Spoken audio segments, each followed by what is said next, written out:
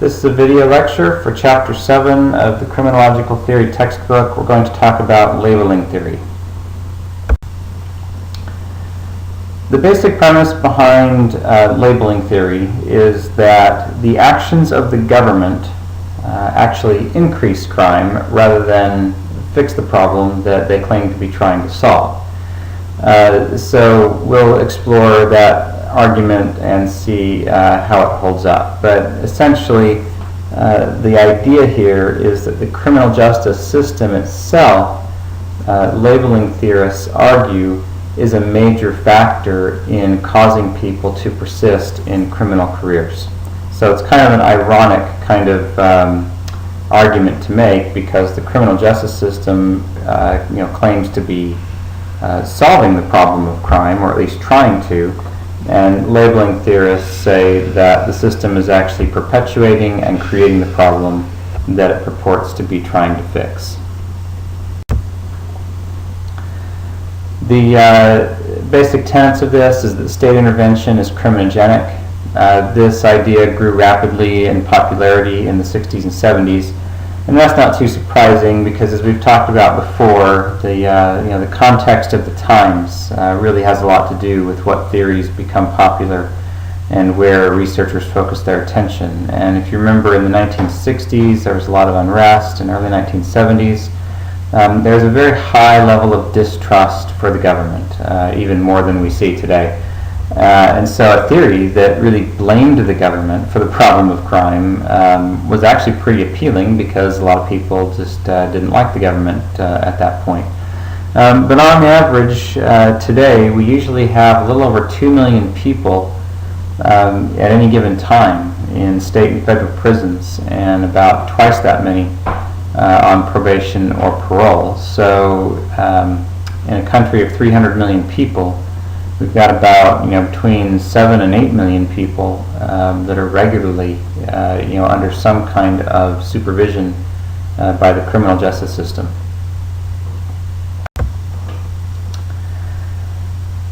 Labeling theorists argued that criminologists needed to give up on the idea that behaviors themselves are inherently criminal or deviant. So a labeling theorist would say, there's nothing really criminal or deviant about the act of stealing something. What makes that act criminal is the fact that we attach that label to it through our legislation and our laws. So labeling theory really kind of gets at the idea that crime is not, there really is no solid definition of crime is, other than how we construct it through our laws and our legislation. So again, it gets at this whole idea that crime is socially constructed, that there is no absolute definition of what crime or criminality is.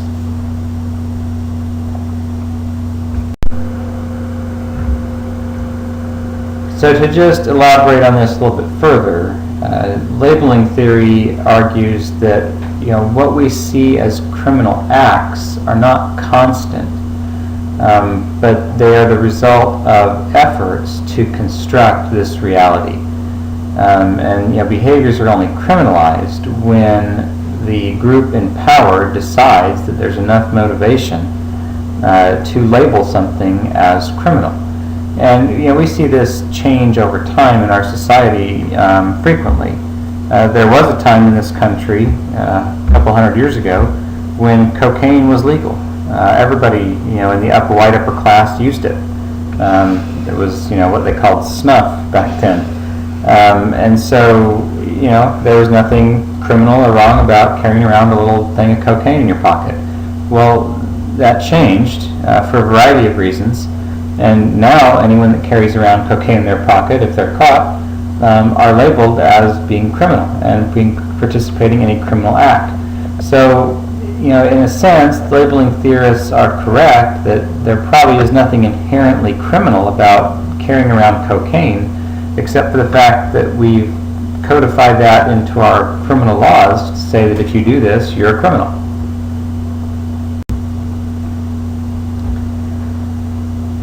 So looking at state intervention, when an act of crime has occurred. Excuse me.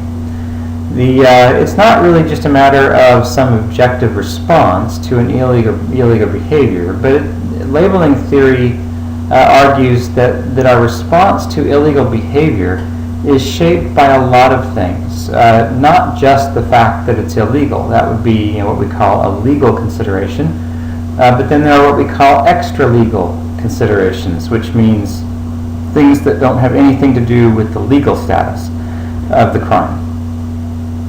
So for these, we would look at characteristics such as race, social class, gender, those kinds of characteristics, it is argued, may have an impact on how state intervention is applied to any particular person or group of people.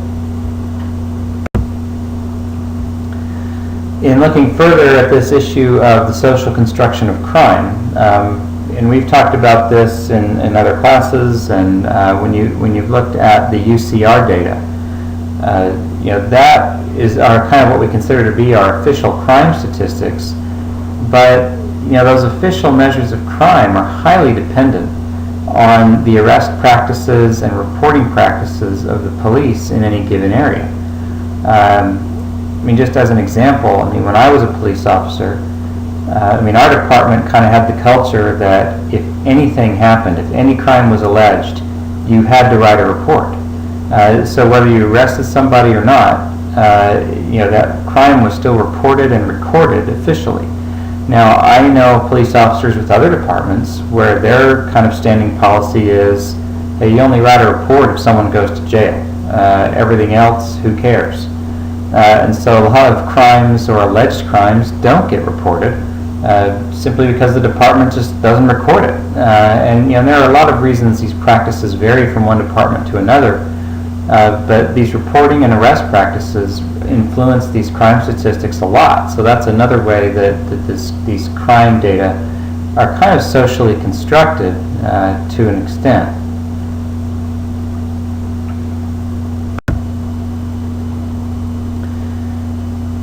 So in looking at what causes crime, according to labeling theorists, they would argue that we should not look at offenders themselves. We shouldn't worry about their characteristics or their traits or how much self-control they have. We shouldn't worry about their family situation, their social class, or their environment. What labeling theorists argue we need to look at is the reaction that other people have, including state intervention, toward those who commit criminal acts. And so that's where labeling theory really has its roots in locating the cause of crime. They don't locate it in offenders or in societies or communities. They locate the cause of crime in the criminal justice system itself, the response that our government takes towards those that we label as offenders. So what labeling theory argues also is that by treating lawbreakers as, quote, criminals, there are a lot of unanticipated consequences that come from that. And some of those unanticipated consequences create the very behavior that the criminal justice system is trying to prevent. This idea that the criminal justice system can deepen criminal involvement really was not new in the 1960s. There were other people who argued some of these same kinds of ideas. It's just that until labeling theory came along, we really didn't have a name for these ideas.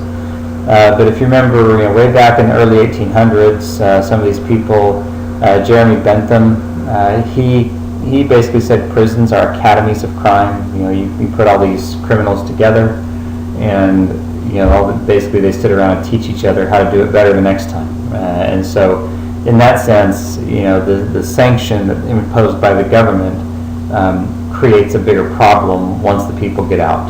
That was his argument. Lombroso had a very similar argument that that prisons create stronger criminals and criminality, and Balmer had that same idea. Tannenbaum was the name of a guy who was one of the earliest scholars to state in general terms that Criminogenic is, state intervention is criminogenic because, and this is the phrase that he used, is that it dramatizes evil. And actually you can kind of see how that's the case. I mean, you can turn on the news and watch what's going on with whatever the criminal case of the week is. And we watch this drama play out now on TV. In the medieval times, it was punishments in the town square, and now we have it a little bit differently. But it's the same idea. That this whole, we've categorized these people as evil, and we let this drama kind of play itself out in the public eye. And getting caught in a criminal act and being punished really changes the whole world for the person being punished, because now they've been officially labeled as a criminal by the system, and that kind of changes how they see themselves and how other people see them as well. So back in 1951, a guy named Lemmert kind of created this distinction between two types of deviance. What his distinction was primary and secondary deviance. And because if you think about it in labeling theory, just so you understand where this is going, labeling theory doesn't really explain how someone got involved in crime in the first place. It only explains, or tries to explain, how it got worse after they got caught. So the crime that occurred before someone got caught is referred to as primary deviance. And this is thought to arise out of kind of those sociocultural, psychological kinds of things we've talked about already. And usually people who engage in this primary deviance don't really see themselves as deviants, because they just kind of think, well, they're normal people living their life. The only time they start to see themselves as deviant is after they get caught and after they're labeled, according to this theory. So the second category of deviance is this, again, like I said, secondary deviance. And Lemmert argued that this secondary deviance, which is the deviance that occurs after you've been caught and punished, this is a result of the governmental and societal interaction and or intervention and reaction. And if you, what they argued is that if you got caught multiple times and you went through the system multiple times, every time that happened, your secondary deviance would become worse and worse and worse as time goes on. And usually at this point, the offender is going to accept this status of being labeled a deviant, and that's one of the things that causes them to continue on in this behavior.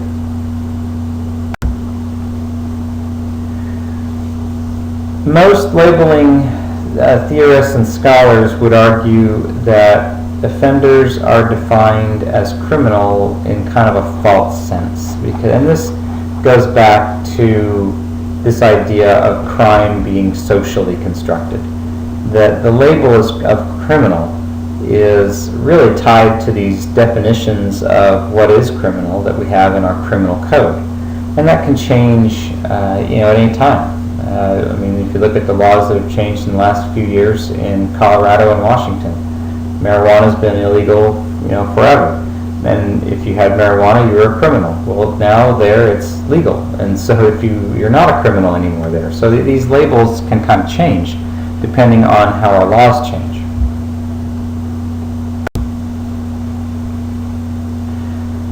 When we label someone as a criminal in our society, this gives other people reasons to kind of make assumptions about those people. And those assumptions might be only partly right, or they might be wrong altogether. Now, they also could be right, but generally speaking, assumptions we make about people without knowing all the information tend to be, at best, only partially accurate. But when we make assumptions about people, because of this label that's been applied to them, again, there are consequences for this. And again, I'm not trying, and this theory isn't trying to say that we should be easy on offenders, or we shouldn't hurt their feelings so that they won't commit more crimes. That's not really the idea. The idea is just to recognize that when we apply these sanctions, there are consequences to these things, and we have to decide, if these are consequences we're willing to live with. But I'm sure most of you, if you were told, hey, this person just got out of prison, they're a convicted felon, all of a sudden you might feel a little bit uncomfortable around them, and you might start to make assumptions about them and the kind of person that they are. And we treat those people differently, sometimes just out of a desire to protect ourselves, and some of it may be perfectly justified. But we justify it or not, again, there still are consequences to that person and the kind of life that they're able to lead. And one of the phrases that you see in labeling theory is this idea of a master status, which is really just the primary way someone sees themselves and their role in society. So if criminal becomes someone's master status and that's how they see themselves, then it's pretty likely, if not certain, that they're going to engage in offending again in the future because that's how they see themselves.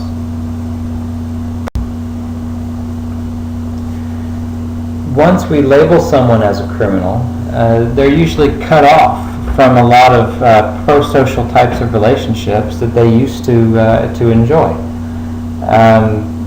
Again, like I said, if someone is a convicted felon, even people that they know may not associate with them anymore.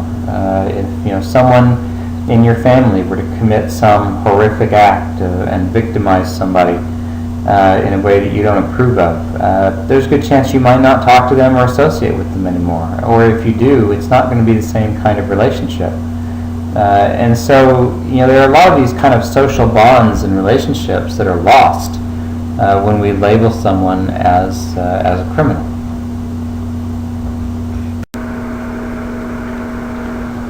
It's not really hard to see how the ideas in labeling theory can really become a self-fulfilling prophecy. And so by that, what we mean is, someone commits some act of deviance, we bring them into the system, and we label them as a criminal. Well, because they now see themselves as a criminal, that almost guarantees their continued involvement in crime in the future. And so then they come back into the system. We reinforce that label of criminal, and you kind of see how the cycle repeats itself. And this kind of cycle, if you've seen people who have been in this kind of cycle, experience all kinds of problems. They usually have a hard time keeping a job. They have very dysfunctional family situations. And usually most of their contact with other people is with other criminals as they sit in jail or associate with people outside of jail who are more like them, so they're more comfortable. It's just becomes a problem that perpetuates itself.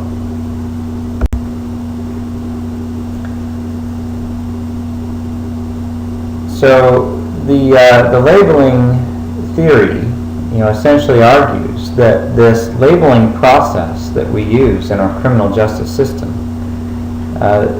essentially stabilizes and almost guarantees continued participation in illegal behavior. And so those who might have only been, marginal offenders or just commit a little crime here, a little crime there, not a big deal, we would tend to turn those people then into chronic offenders, through this participation in the labeling process in the system. And keep in mind, I'm not saying this is all correct, I'm just saying this is what the argument of labeling theory is. We'll talk about how correct it is a little later.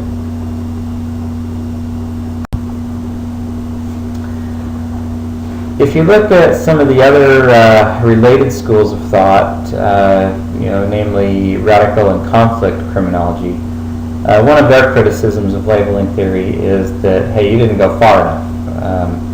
They essentially say that, all of these criminal labels and are really influenced by the inequities that are rooted in the structure of capitalism. That we criminalize the behaviors of the powerless so that the powerful can stay where they are. And so radical and conflict criminology say it's more than just a simple labeling. This is something that runs deep in our society, and it goes to the very foundation of how our society is set up. Now, positivist theorists, which again are people who apply the scientific method to examine this issue of crime, they said, okay, fine, let's test your theory. One of the problems with labeling theory is that it's not that easy to test. But people who have found ways to test the major propositions of labeling theory essentially found that it didn't hold up very well. Again, one of the main problems with labeling theory is that it does not explain at all how people get involved in crime to begin with.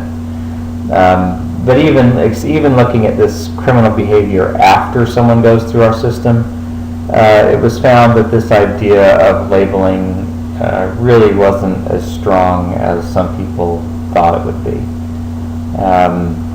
But essentially, the tests that were done, tested these two major propositions, that extra-legal behavior is not behavior alone would shape who is labeled. There's a lot of mixed results on that. And this idea of labeling increasing criminal involvement did not really bear out to hold up very well at all.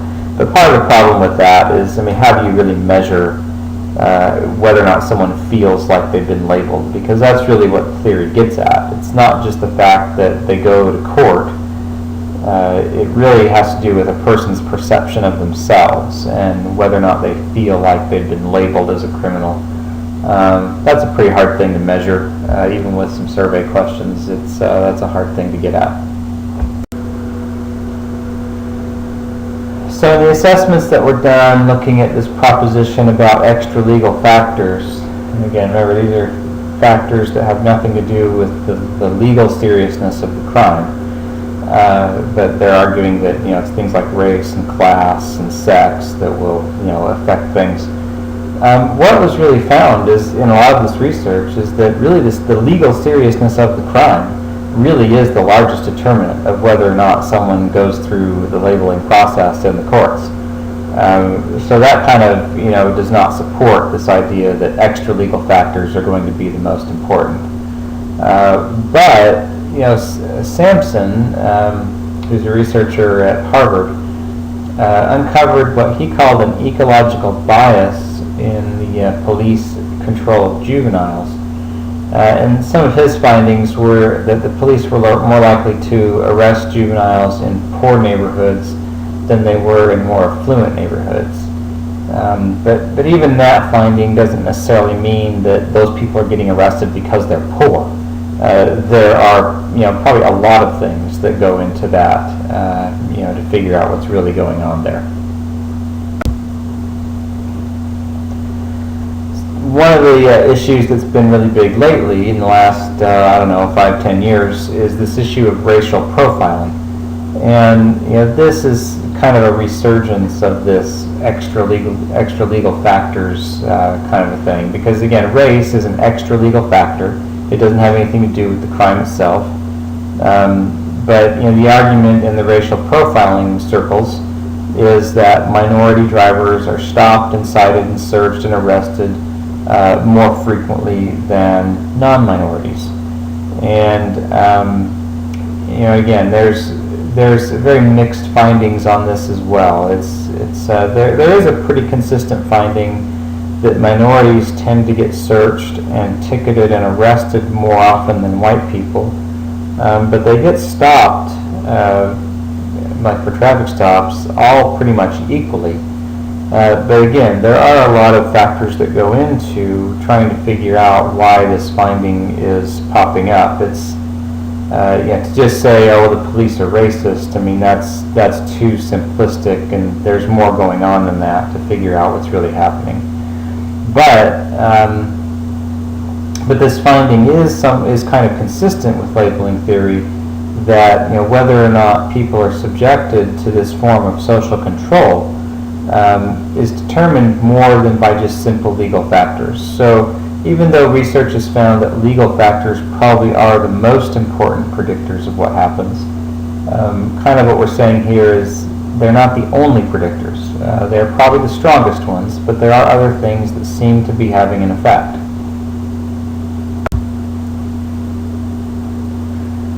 So there are a few different ideas on why we might see some of these effects that we've been talking about. One is called deployment theory, which just means that minorities are more likely to get arrested simply because there are more police officers in those neighborhoods than there are in white neighborhoods. And that's just an issue of how the police get deployed and where they're told to go and where they have to patrol. Because if you only patrol black neighborhoods, you will mostly arrest black people.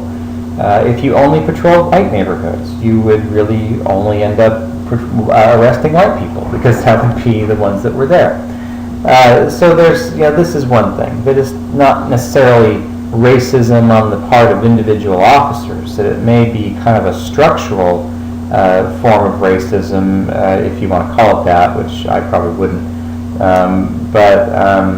Where police resources just get deployed differently in different areas.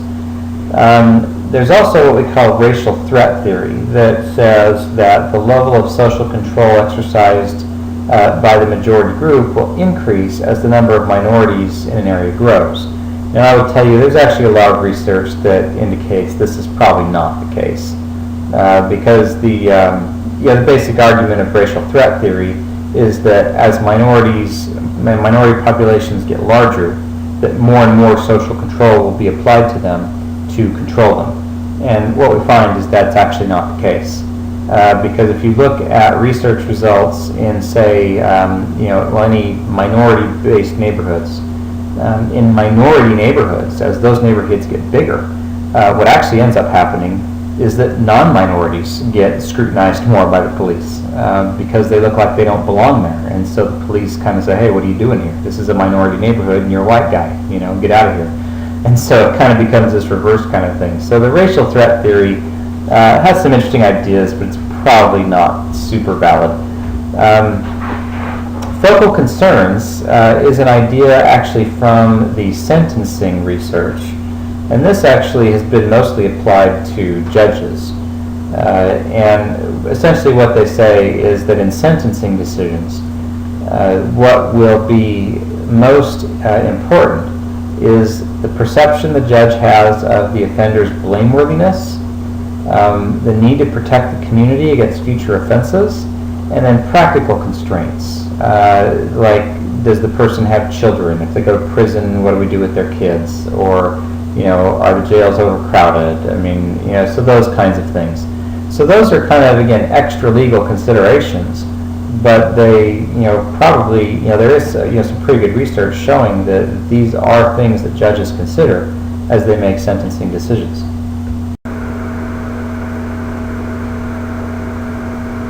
So again, looking at, this proposition about the state intervention being criminogenic, one of the problems with that is that there are a lot of offenders who are deeply involved in crime long before they come to the attention of the police or the courts.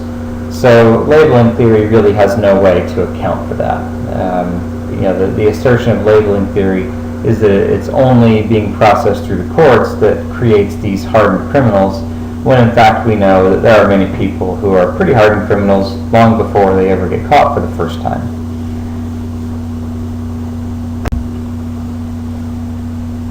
Tests of labeling theory that have been done have produced some pretty mixed results. There really is no, strong consensus that this theory is 100% correct. A lot of people argue that criminal justice labeling has no effect whatsoever, and the state intervention is just a reaction to criminal involvement. It's not a cause of it.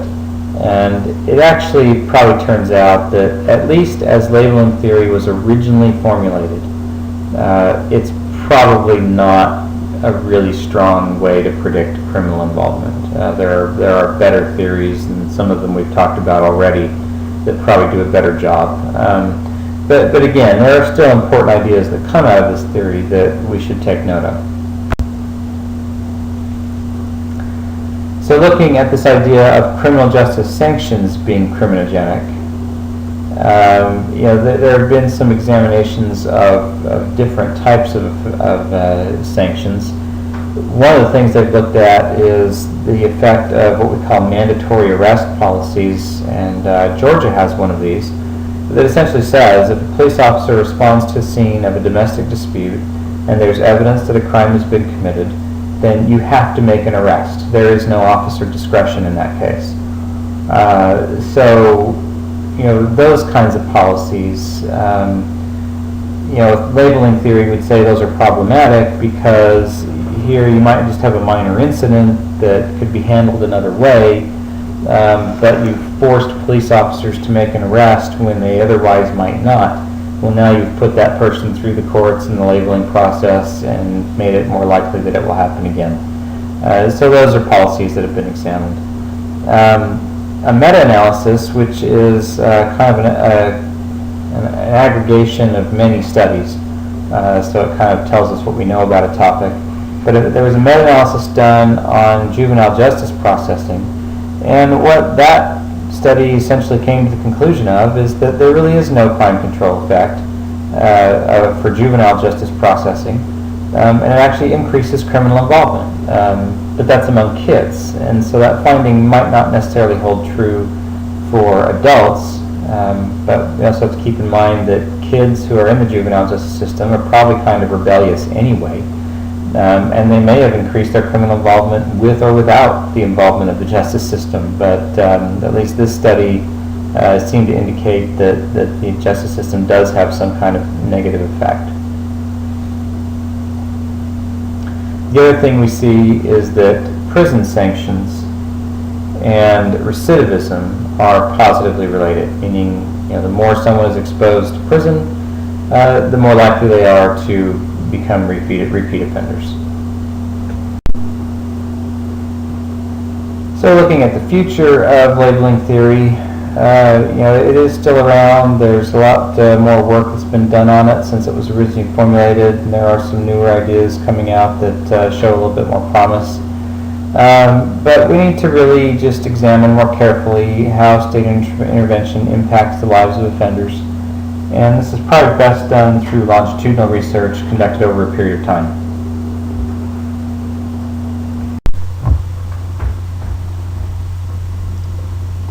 Even though the theory didn't really garner as much support as the creators of it would have liked in the research literature, it still had a lot of impact on how we formulate our policies, because there are some ideas in the theory that have some legitimacy. Essentially, when we look at the policy implications of labeling theory, if we're arguing that the criminal justice system is causing crime, then we should come up with policies to limit people's involvement in the criminal justice system.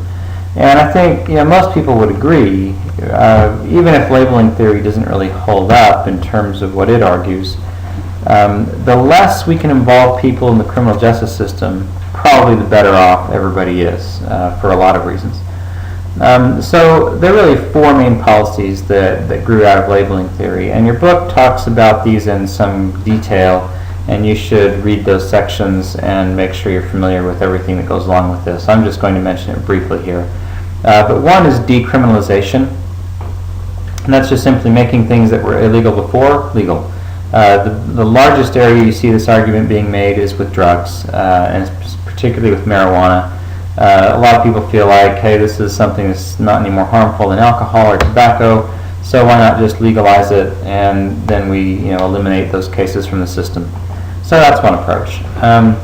Another approach is what we call diversion. And you see a lot of diversion programs in courts, particularly for first offenders. If it's your first time offense for something that isn't really serious, they'll enter you in what they call a diversion program, which essentially means that they put you on probation instead of sending you to jail. And if you keep yourself clean and you do everything you're supposed to do, a lot of times those first-time charges can be wiped off from your record. And so that label that was applied to you becomes a temporary label, and you can get rid of it. And so that is an idea that labeling theory would support. Another policy that's come out of this is the focusing on due process, and everybody gets due process, presumably. But what we mean by this in terms of policy is ensuring that everybody gets treated the same. Because when you look at sentencing outcomes, you can have people that commit the same offense under the same circumstances, but for some reason one person gets a drastically different sentence than another. And there are a lot of reasons that things like that can happen. And there are policies that have been put in place to try and ensure that that doesn't happen, things like sentencing guidelines and things like that. Unfortunately, a lot of those policies have kind of backfired and actually increased the disparities in some cases. But they're trying. Another approach you can take is what we call deinstitutionalization, which basically just means we're not going to lock people up. Now, this is a policy that the United States has by and large rejected. We are not going to discontinue our use of jails or prisons anytime soon. But what we do see is trying to use them more efficiently. The 3 strikes laws out in California are kind of notorious for having created really, really large prison populations out there. And you're starting to see policies in California now where they're wanting to really start letting some of these people out early because it's just not, society's not getting any benefit out of keeping these people locked up for so long for minor offenses. So that is a form of deinstitutionalization. With labeling theory, the key issue being discussed now is not simply whether or not a sanction is applied, but what kind of sanction and what happens to the person during that sanctioning process. Because that's very important in terms of think of it in terms of punishing a child. There are good ways to punish a child for bad behavior, and there are some really negative ways to punish children that can be destructive. The same really holds true in the criminal justice system. There are good ways to do it, and there are bad ways to do it.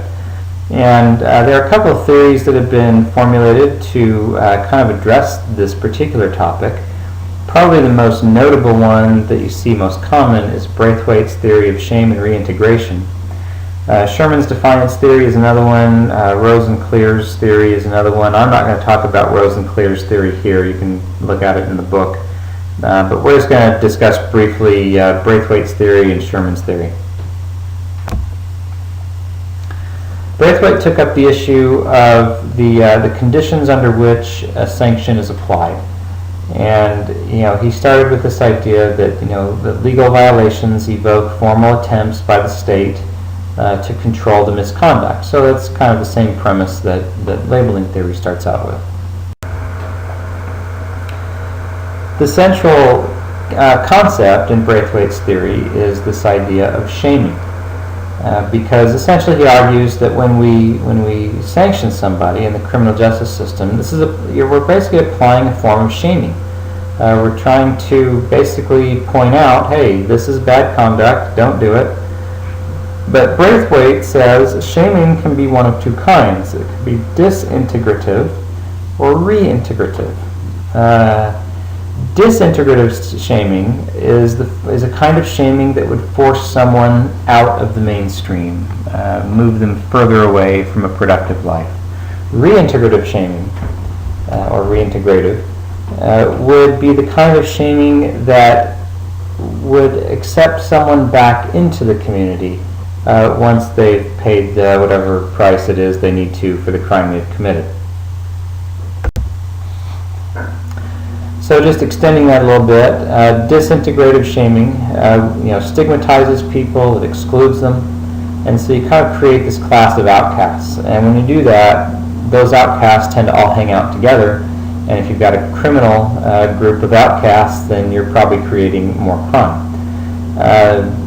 If you look at this idea of reintegrative shaming, this is going to be the same thing. You're going to evoke, some kind of formal, sanction on somebody, but it will be followed by an attempt to reintegrate them back into the community. And so you might ask, well, how do you do this? That's the hard part. And actually, there's been a lot of research on this theory done in Australia and some in Japan, because those are countries where they have actually implemented some of this stuff. This research actually originates, Braithwaite is from Australia. And, those countries have, implemented some interesting ideas, and if I remember correctly, in Japan, they actually have a public ceremony of some kind where an offender is kind of forgiven after they've served their time or whatever it is they had to do, and they are officially reaccepted back into the community. And so it's this idea that we want to bring people in, not push people out, because the more we push people out, the more likely they are to become kind of outcasts and deviant and not be productive members of society.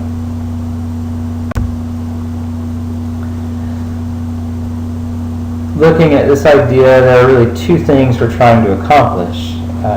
One, through shaming, we want to make sure that the inappropriateness of whatever conduct was engaged in is known to everybody, to the offender who committed the behavior and also the public who's watching this go on. But if you implement reintegrative shaming, it presents an opportunity also to restore the offender to membership in society. And we've talked a lot about the offender.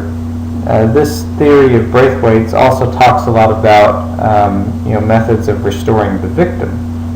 So it's not just all about the offender, but restoring what was done to the victim as well.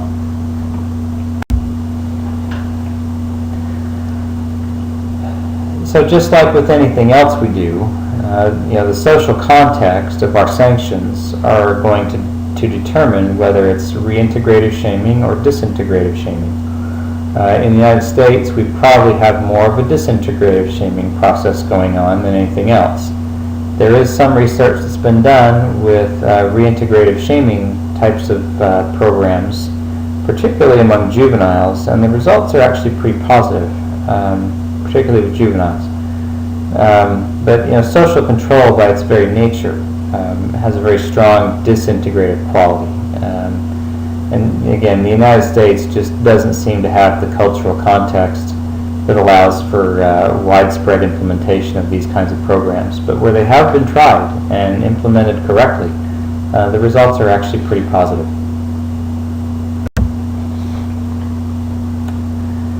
Moving on to Sherman's Defiance theory. This really began with the observation that labeling theory doesn't really account for a lot of the examples of sanctions that reduce crime, because there certainly are incidents where sanctions that have been applied have actually worked. They did reduce crime rather than increase it. And so Sherman wanted to know, so what conditions need to apply in order for a sanction to either reduce or increase or have no effect on future crimes. As the title of the theory implies, the central concept of this theory is this notion of defiance.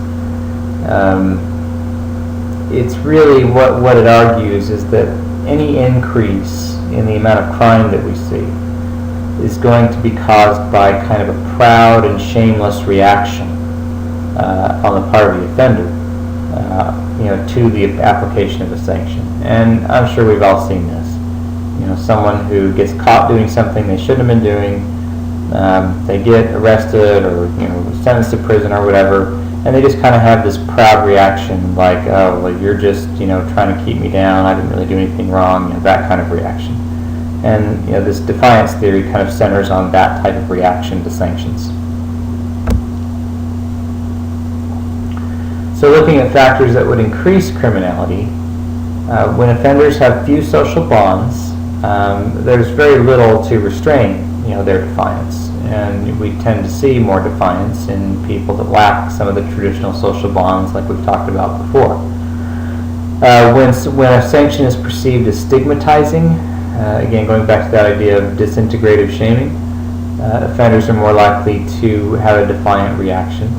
Or if they feel like they're just not being treated fairly or with disrespect, you're more likely to elicit this defiant reaction.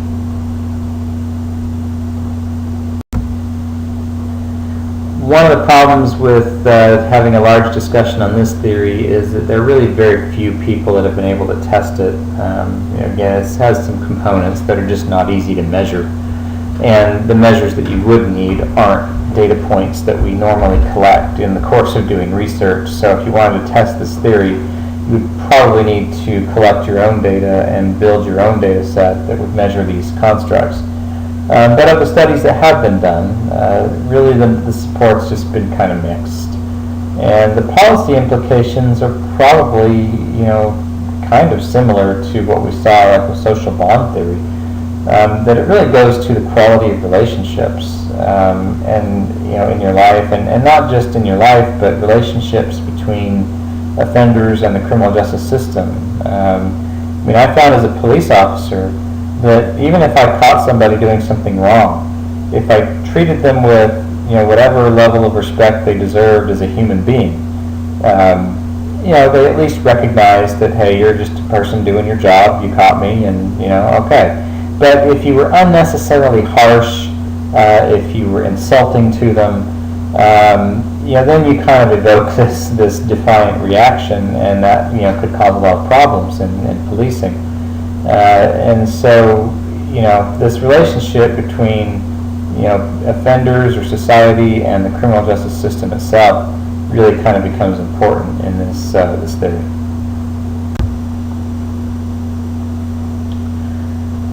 So again, just kind of extending these ideas a little bit, when offenders refuse to acknowledge the shame that's being imposed on them, we're more likely to evoke this defiance. Again, these are the arguments of the theory. So in that case, a criminal sanction can actually backfire, because if you've got a real defiant kind of person who is not acknowledging the legitimacy of what's happening to them, applying that sanction can actually create worse criminality in the future, kind of in the way that we saw with labeling theory. Now that doesn't mean we shouldn't apply the sanction.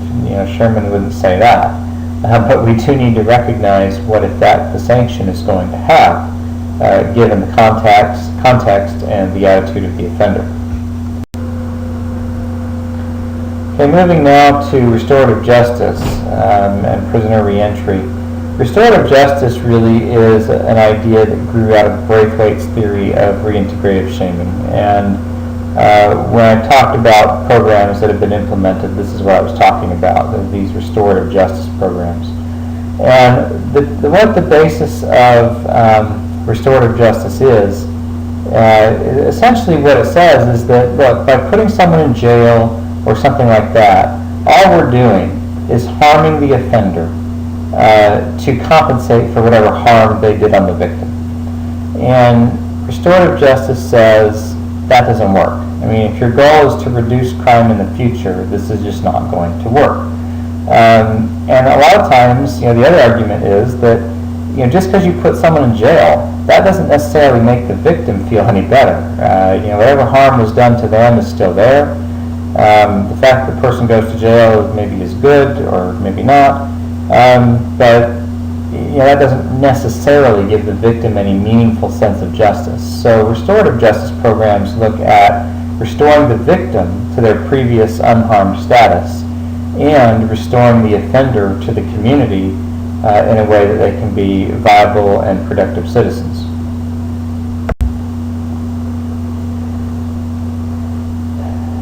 So usually the way this happens is they have what's called a victim-offender conference. And the classic argument against this kind of thing is, oh, well, this won't work for really serious offenses like murder or things like that. Well, that might be true, but there actually are some instances where some of these principles have been applied to those kinds of cases with some success. But essentially what happens is, let's just say you get robbed, and they catch the robber, and he knocked you on the ground and took your cell phone and ran away. So let's say they catch him. What in a restorative justice program, and again, keep in mind there are a lot of steps, I'm shortening it a lot, but what they end up doing is bringing the victim and the offender together using a mediator, and each side will kind of have their support people, and they talk about it. And this might sound kind of touchy-feely, and it kind of is, but it actually can have some good effects. What it does is, it allows the victim to have the chance to understand why the offender did what they did. And we're assuming that we're not going to bring these people together unless everybody's willing to have an honest conversation and try to have some meaning in this. We're not going to get together just to call each other names. But victims can understand why the offender did what they do. They get a chance to maybe understand a little bit about their life and what they're going through. But then the offender also gets to see how what they did affected the other person. Because a lot of times, that's what we see as missing with a lot of offenders, is they just don't have the ability to understand how their actions affect other people. And that's why they can do things and act like they don't care, because they really don't.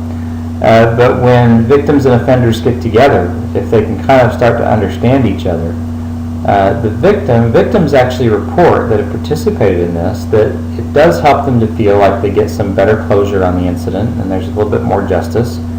And offenders, a lot of times, have reduced rates of repeat offending when they've gone through this.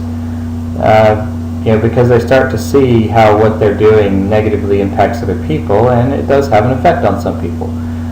So that's the basic idea behind restorative justice and how those programs are implemented. Restorative justice is based on this idea of reintegrative shaming, rather than just stigmatizing people. So, the person is still found guilty, and they're still brought into court, and they still get arrested, or whatever. But the idea in the end is that, well, yes, while you've done something wrong, we want you to reintegrate as a useful member of society, and that's what these victim offender conferences are kind of aimed at. So again, there have been some pretty promising findings in some of the studies that have been done on these programs. But again, I think our country just lacks the will to implement these kinds of things on a widespread basis, because our country is very into the idea of punishing people and making them suffer if they've made others suffer. And I'm not saying that's wrong. It just might not be the most productive way to handle things. But this is a movement that's been gaining momentum, and you'll probably see more of these programs as time moves on, assuming that they continue to be successful and they're implemented correctly. But if you're interested in this kind of thing, all you have to do is Google the term restorative justice, and there's all kinds of stuff that comes up. A related idea under restorative justice is this idea of prisoner reentry. I think I've said before, one of the things that we've decided now that we need to grapple with is the fact that almost everybody who's in jail or prison right now is going to get out. Very few people serve life sentences. So whether you like the people or not, whether you think they deserve anything or not, it is a reality that most of them will be out on the streets sometime in the next however many years.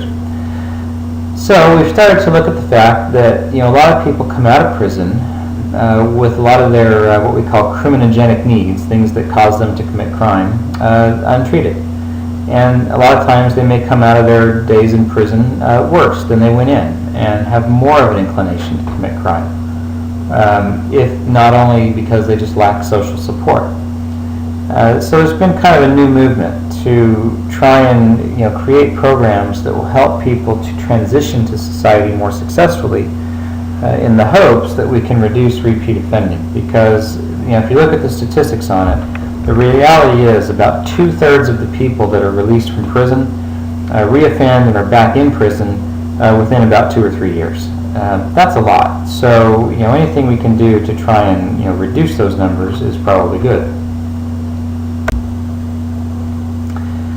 A lot of offenders that come out of prison face what we call collateral consequences. Alexander calls this the kind of the new Jim Crow laws. We have a lot of restrictions we put on people who are convicted felons or whatever. People lose their right to vote. You lose your ability to have government benefits. There are a lot of employment opportunities that are closed to you if you've got a criminal history. State licenses even for something like being a beautician. You might not be able to do it if you've got a criminal history. And so these are problems that people being released face that we might want to revisit to see how we can reduce these burdens. Because really what the biggest complaint about these kinds of things is is that really you're punishing the person again. I mean, we've sanctioned them once, we put them in prison, they serve their time, and then they get out, and yet they still face more punishments. And I mean, again, you can argue that, hey, well, these are things that, you just lose your right to do these things. You can argue it both ways. But, in a sense, it amounts to kind of an ongoing punishment, even, presumably once you've finished serving your time. So to combat these problems, what researchers have started doing is looking at ways to prepare offenders for reentry into the community while they're still in prison. And the focus has been on some of the challenges that arise right after you get out, because that's really, right after you get out, you've got to find a place to live. You probably have to figure out how to support yourself and earn some money. So these are things that come up immediately that you kind of need to figure out how to deal with. And some programs have been developed to give some of these people coming out of prison long-term support in their communities to kind of help them get reintegrated back into society.